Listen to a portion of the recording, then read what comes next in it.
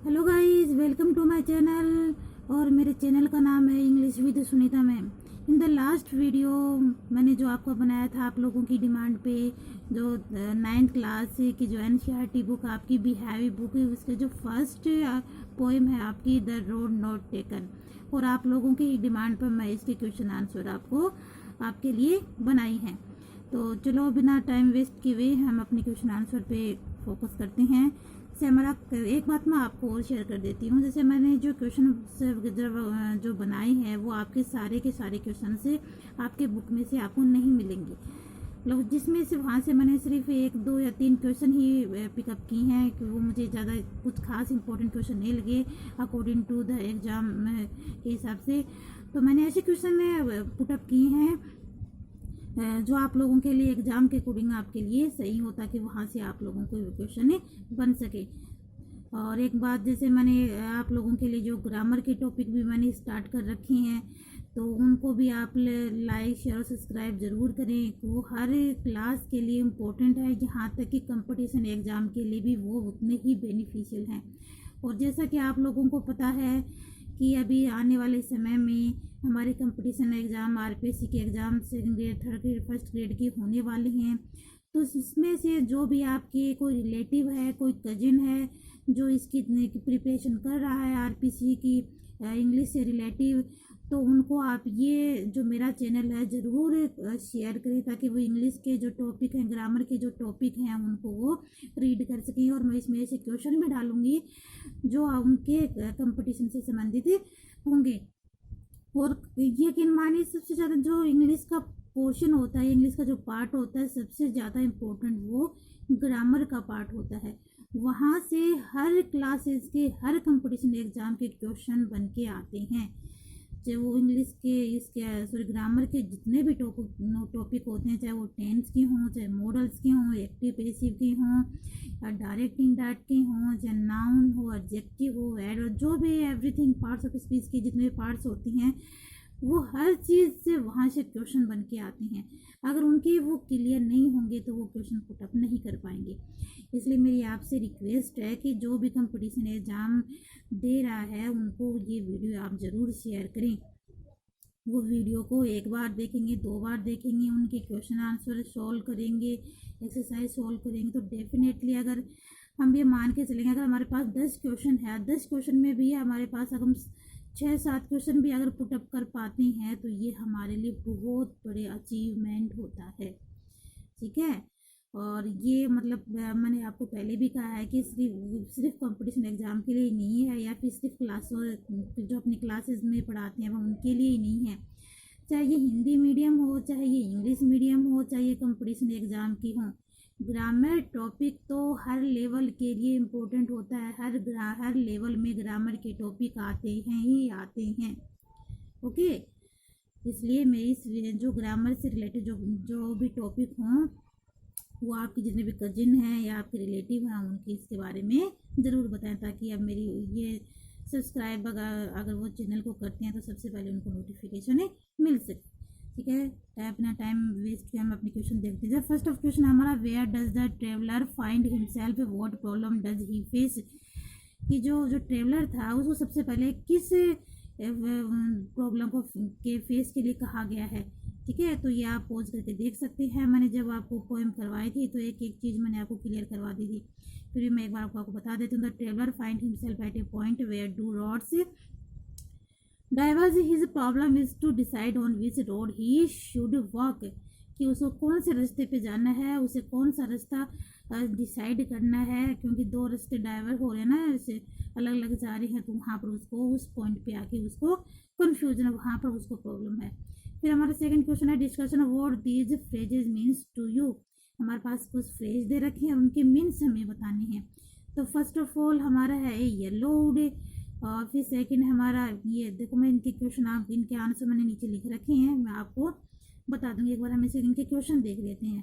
तो ए नंबर पे हमारा ये येलो वुड, बी नंबर पे हमारा it was grassy and wanted wear, फिर सी नंबर पे हमारा द पासिंग देयर, डी है हमारा leaves no step had trodden black, और ई नंबर पे है हमारा how way leads on to way. तो जो फर्स्ट क्वेश्चन है इस ये येलो वुड का हमारा ये है, देखो। हाँ, ये forest in the autumn season, forest का जो ऑटम सीजन है। The road was grassy, grassy है because it was less travel है, क्योंकि वहाँ पर कम लोग चले हुए हैं। It wanted people to move on it, इसलिए वो, क्योंकि लोग वहाँ पे मतलब उसके ऊपर कम चले हैं, उनका कम मूव हुआ है, तो इसलिए वो उस रोड को के ऊपर मूव करना चाहता है। It implies walking on the road, इसलिए उस रोड के ऊपर वो चलना चाहता है। इट मीन्स हम लोग देखते हैं,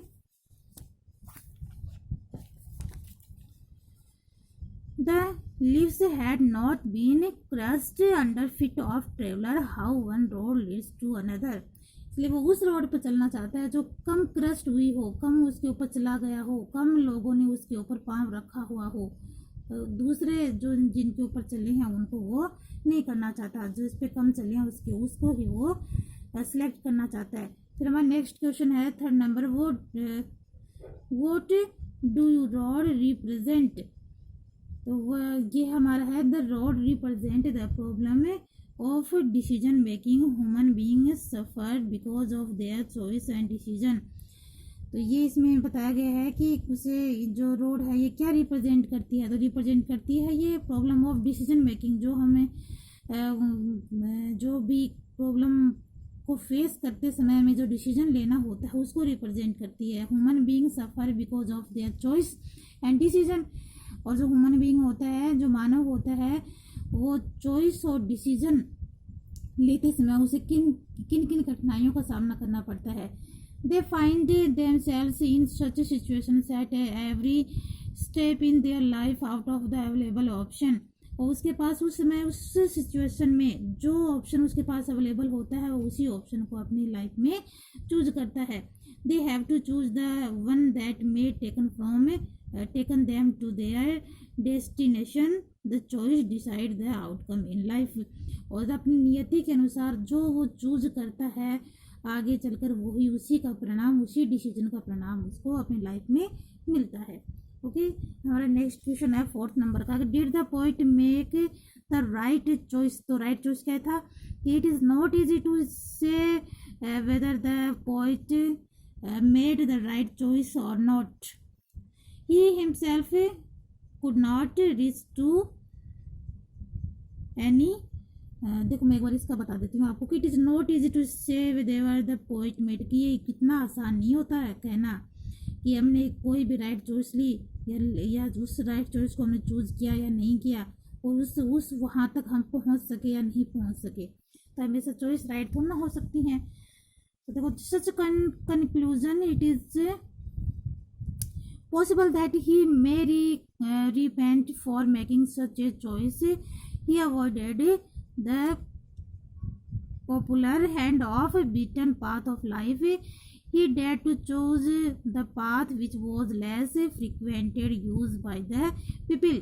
This bold decision might bring all the difference in his life. इसमें कहा गया है कि ये पॉसिबल है कि हम उस चीज़ को, जो हम चॉइस, जिस चॉइस को हम रिप्रेजेंट करते हैं, जो वो उस काफ़ी बार क्या होता है कि ही अवॉइडेड द पॉपुलर, हम जो कभी ऐसा सोचते हैं कि पॉपुलर जो चीज़ होती है उसको हम अवॉइड कर देते हैं कि ये तो काफ़ी लोगों ने चूज़ कर रखा है, इसको काफ़ी लोगों की पसंद है, तो मैं तो इससे कुछ अलग हट के चूज़ करूँगा, तो पॉपुलर चीज़ को वो अवॉइड कर देती हैं।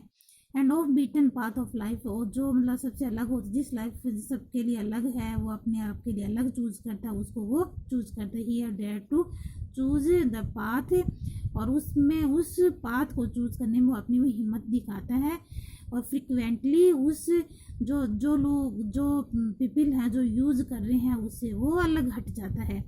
और यही जो बोल्ड उसका डिसीजन होता है, जो कठोर उसका डिसीजन होता है, उसको bring all the difference in his life, उसके अपनी लाइफ में जो अलग अलग जो चीज़ें होती हैं या अलग उसके लाइफ में जो डिफ़िकल्टीज आती हैं, अलग चीज़ों को वो फेस करता है, वो उसकी लाइफ में होता है। फिर हमारा नेक्स्ट क्वेश्चन है, in the poem the road not taken वो डू द वुड्स सिम्बोलाइज, तो ये जो वुड्स है, जो फॉरेस्ट के बारे में या जो पाथ के बारे में बताया गया, किस चीज़ को सिम्बोलाइज करता है ये, तो ये हमारा इन this poem the Poet come to a fork in the road where it is diverged into paths and he must decide which path to follow.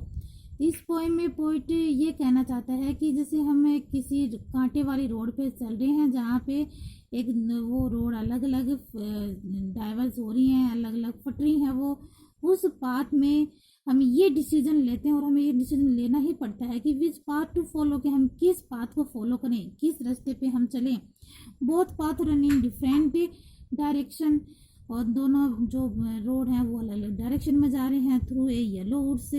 तो एक जिस तरह से इसमें बताया गया है कि येलो वुड्स है, फॉरेस्ट है, उसके लिए ये डिसीजन लिया गया है. The poet find himself standing in the middle and in the element of choosing the right path. The woods in this poem symbolize the difficulty of seeing into the future. और इसमें ये बताया गया है कि जो जिस डिफ़िकल्टी को चूज करके वो अपनी लाइफ में आगे बढ़ता है, वो ऐसा लगता है मानो वो सही रोड को, सही पाथ को चूज कर रहा है. ये बात सिर्फ पाथ की नहीं हो रही है, रोड की नहीं हो रही है, ये बात हो रही है उसके लाइफ की डिफ़िकल्टीज़ की, कि वो कौन सी स्थिति को अपनी लाइफ के अकॉर्डिंग उसको चूज करता है. And the future the poet must make a choose based on limited information since much of what he might like to see it not clear the poet will have. और इस तरह से जो information उसके पास होती है उसके अकॉर्डिंग जो वो काम करता है, वो जरूरी नहीं है कि वो क्लियर ही हो, उसकी पसंद के अकॉर्डिंग ही हो. The poet will have. आगे हम देखते हैं इसमें.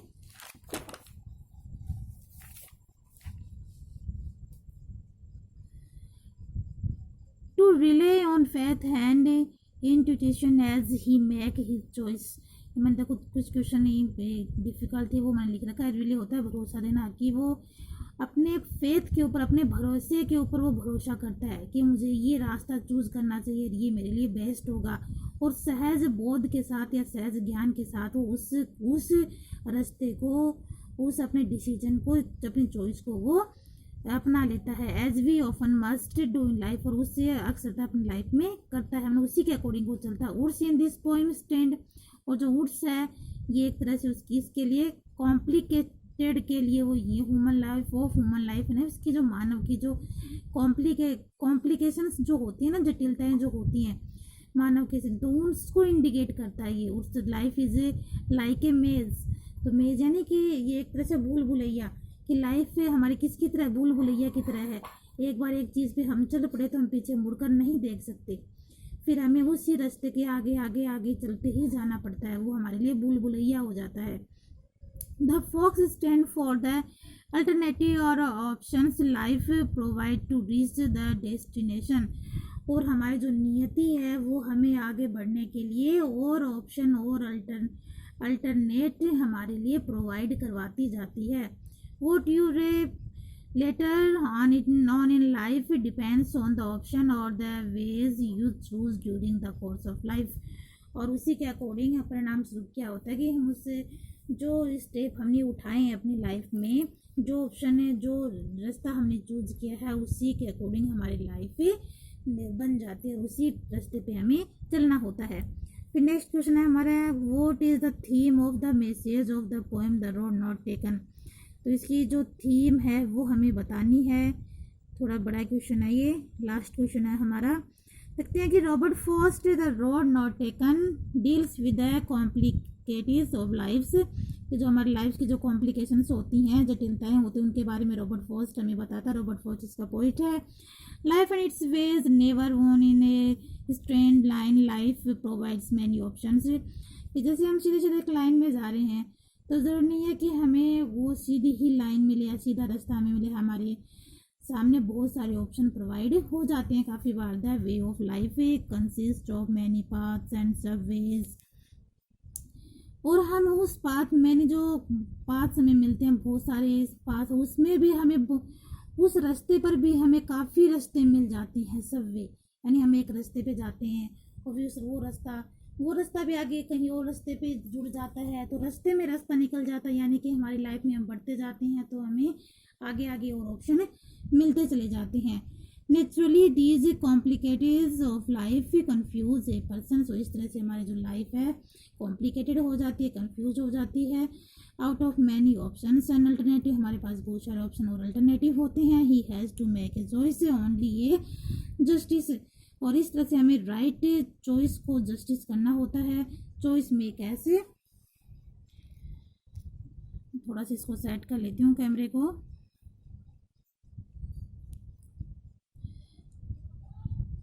Reach out destinations,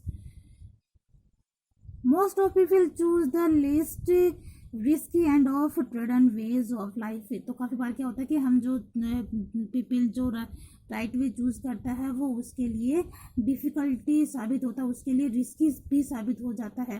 they don't way want to take any risk, वो काफ़ी बार क्या होता है कि उस रिस्क को लेना नहीं चाहता है। Only a few person like the point there to choose a different path of life. तो काफ़ी बार क्या होता है कि जो लोग होते हैं वो काफ़ी कम ऐसे लोग होते हैं जो अपनी हिम्मत के साथ, डेयर के साथ डिफरेंट पाथ को पसंद करते हैं, ठीक है। और बहुत से लोग क्या होते हैं कि रिस्क नहीं लेना चाहते, बहुत कम फ्यू पर्सन ऐसे होते हैं जो रिस्क लेते हैं। They are bold enough to face risk and challenge in life. तो जो लोग बहादुर होते हैं, बोल्ड होते हैं, वही उन रिस्क का सामना करते हैं, उस चैलेंज को अपनी लाइफ में कबूल करते हैं।